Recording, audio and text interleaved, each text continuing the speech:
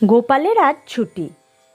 আজ তার ইচ্ছে সারাটা দিন সে ঘুমাবে। কোনো দিনই পুরোটা দিন তার ঘুম হয় না, এত কাজ থাকে। তাই আজকে ছুটি বলে গোপাল ঠিক করেছিল সারাদিনই ঘুমাবে। কিন্তু তার কি জো আছে? গোপাল দাদা, ও গোপাল দাদা, একটিবার বাইরে এসো না গো, আমার খুব দরকার আছে। গোপাল দাদা, ও গোপাল দাদা। কে গো বাছা তুমি? কি দরকার আমাকে বলো। মা, আমার গোপাল দাদার সাথে খুব দরকার আছে, একটু ডেকে দিন না মা, একটুখানি সময় নেব, খুব জরুরি দরকার। কে গো, শুনতে পাচ্ছ?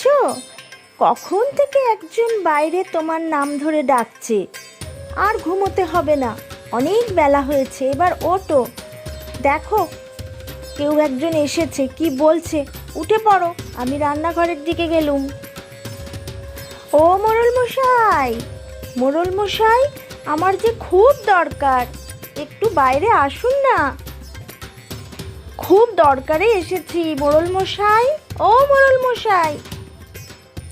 উফ, কি যে করছে না লোকটা, কোন সকালবেলা একজন দেখা করার জন্য এসেছে, চিৎকার করে করে গ্রামের লোক সব জেনে গেল মোড়ল মশাই মোড়ল মশাই করে ডাক দিচ্ছে।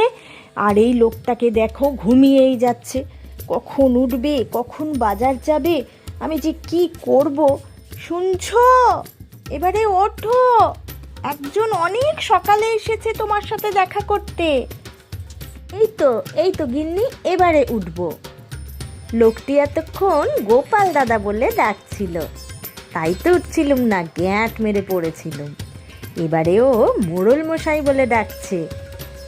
পুরো গ্রামই প্রায় শুনতে পেয়ে গেছে যে আমি গোপাল থেকে মোড়ল হয়েছি। তোমাকে আর কষ্ট করে পুকুর ঘাটে গিয়ে জনে জনে বলতে হবে না, ওই সবাইকে জানিয়ে দিয়েছে। সেই যতক্ষণ না ও মোড়ল মশাই ডাক দিল, আমি তো উঠতে পারছিলুম না। এবারে আমি বাইরে যাচ্ছি, দেখি তার কি দরকার।